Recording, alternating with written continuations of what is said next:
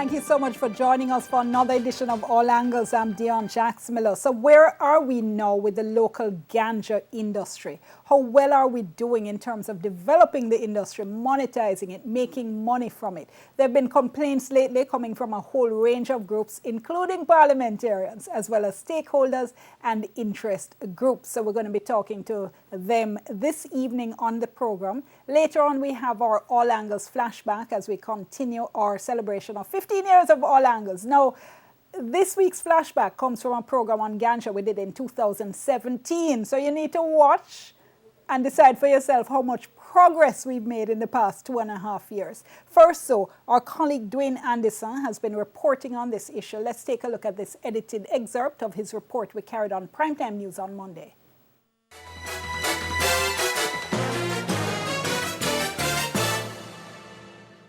Finally, the herbs come around. But it hasn't, at least not financially for many small-scale ganja farmers. They were hoping to be part of the formal cannabis sector by now, with the help of 2 state-led ganja planting pilot projects known as the Alternative Development Program ADP. But years later, we have learned that one of the projects failed entirely, and the other authorities said, quote, did perform as there was cultivation of cannabis, and there was the transfer of those cultivated products to downstream buyers, end quote. The ADP project should have been in Westmoreland, a parish renowned for its potent ganja strains.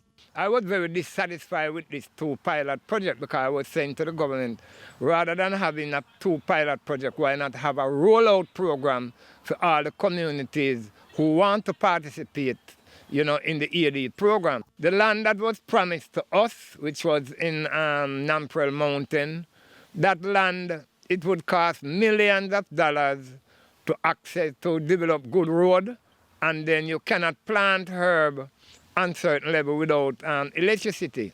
So again, that would cost millions of dollars. We tried to get land in different areas of Orange Hill, including Mount area and so on.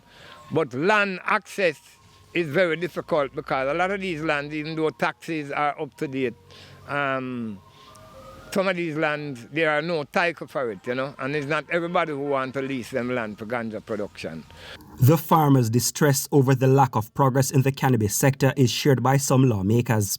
They discussed the issue at last week's sitting of the Public Accounts and Appropriations Committee, PAAC. These traditional farmers, many of them feel hopeless. And we talk about reopening the economy and giving new players and small players a place in it. Madam Pierce, if this is how we're going about it, they have no place in the reopened economy.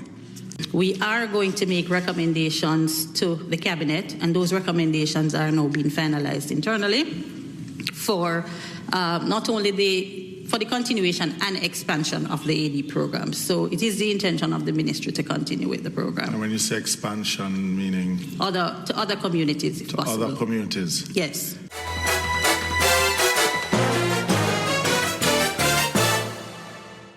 All right, and let me just remind you, or tell you rather, you can share your comments with us. Do send us your comments via WhatsApp. Our WhatsApp number is 3810072.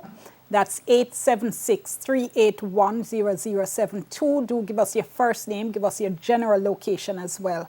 All right. Now, my guest for this segment of the program, we have Ras Ayavi, co-founder of the Westmoreland Ganja Farmers Association, who you saw quoted in that report by Dwayne Anderson. Tristan Thompson is with us, a cannabis business consultant with the Takaya Group, and Colonel Richard Curry of Akompong joins us as well. And Akompong, in fact, was the site of the second of those 2 pilot projects that the government had set up. Gentlemen, thank you all so much. Really good to have you on. Thank you. Thank you for having us. Thanks for having us. Colonel, let me start with you. From your perspective, have things gone wrong? And if so, why? All right. Okay. Give me a little more specific. In terms of sure. In terms of where you would have hoped to have seen the industry at this point, has the growth been disappointing?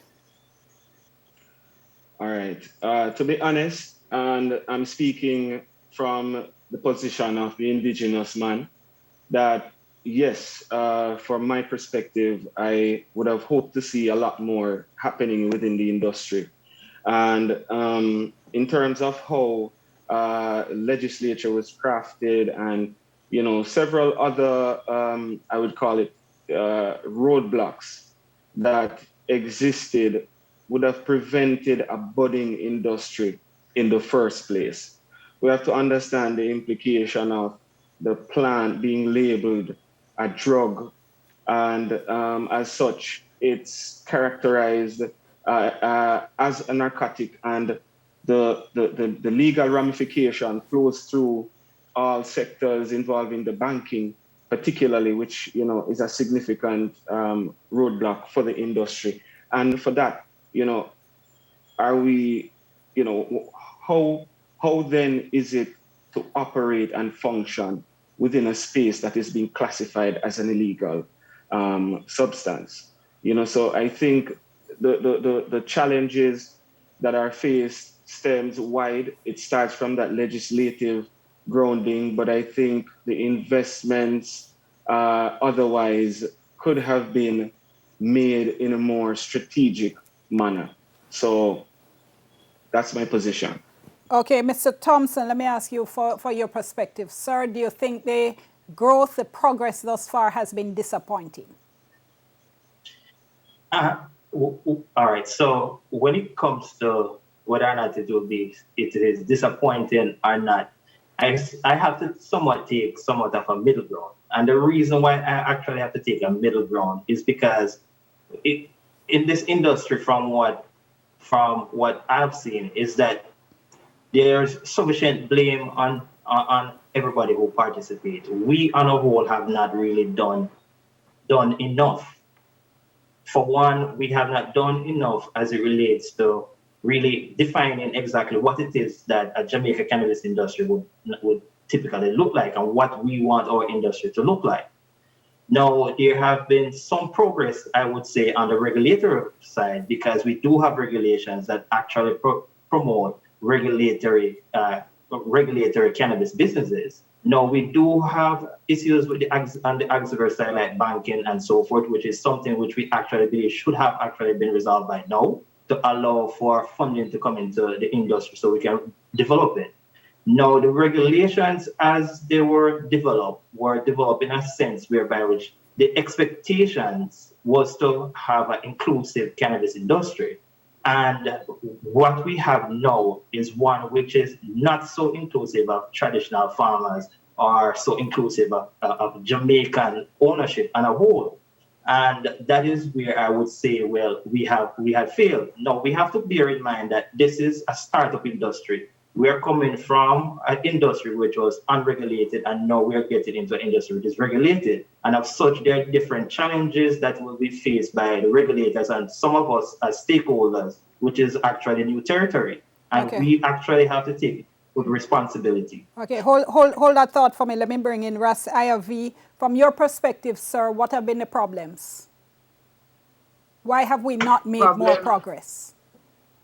Problem is the exclusion of the traditional ganja farmers. The traditional industry was not taken into account neither within when the amendment took place, nor even when the regulations were established, I being a part of the board, and the AD program, which should have been a rollout program, in my opinion, was not a rollout program. The cost surrounding the establishment or the establishment of facilities that would be for the medical purposes was not taken into account. The traditional way of life surrounding ganja, for example, if we should ask, what gave Jamaica ganja the international reputation, the respect, and the recognition that it had. Ras IRV, let me ask you though, because in the programs we've done since the attempt to regularize the sector and change legislation, on every single program, The points you're making have been raised. Lack of inclusion, the fact that the efforts weren't working, the fact that the fees were so high that traditional players were having difficulty getting into the market. Are you saying that in the past 2.5 years, since I last did a ganja program, there's been no progress on overcoming those obstacles you spoke of? Progress in the sense that for a few, but in terms of, from my point of view, from a Jamaican point of view, no, the progress has not been made in terms of what I would have hoped for, because I would have hoped for those who have suffered to benefit out of the industry that they have fought to keep alive. So I have not seen the type of progress that I would have hoped for. Okay. Colonel Corey, as far as a compound, I beg your pardon, is concerned, as we mentioned, the area was a site of that second 18-month project. So what's the current situation there in relation to ganja production? You have a thriving farm, thriving export business. What's your current situation? You're muted. You're muted. You're muted. Can't hear you. You're muted. I'm sorry. Yes. So let me start by saying, traditionally, here in a compound, ganja has always been considered a plant. We grow this for medicine like our ancestors did years and years ago on our land. So for us, growing ganja is not the challenge. For us, it's how do we then integrate, right, the maroon ganja into the Jamaican ganja system. So where are right? you now? Where are you now with that, with ganja as a part of the legal industry? Okay, so what we did, we launched a compound cannabis trust, right? And it was created as a part of my administration's plan to tell the world that cannabis is a plant, right? And what we want to do is we want to encourage individuals to become a part of the legal compound cannabis trust, which provides growing ganja legally in a compound and its adjoining territories, and offer a way for the private sector stakeholders to partake in the industry and explore the opportunities in a safe and protected area. That sounds though like something that's just starting off. I would have thought that after an 18-month project, you would now be soaring. You know, your business would be up and running. You sound as if you're still at ground level inviting participation. No, let me tell you something. The AD program came, and the AD program, as to how it was administered, it was presented as one thing, but then how it was executed, it didn't meet what I would describe as the objectives of the program. So to me, there were challenges. One, mainly the investment behind the program, so the infrastructure that was needed, the facilities that were needed, the training that was needed, to ensure that people understood what this was, how it worked, and what it meant to be qualified and certified, as growing in acceptable standards. So right. I'm sorry to interrupt you. Hold that thought for me for just a moment. I'm just going to go to the break. We have to do some business, and we're going to come back. We'll be bringing back our guests as well as hearing from some new guests. Remember, you can tweet us. It's it's TVJ All Angles. That's our hashtag. My handle is DJ Miller JA, and our WhatsApp number is 3810072, 3810072. Stay tuned, soon come.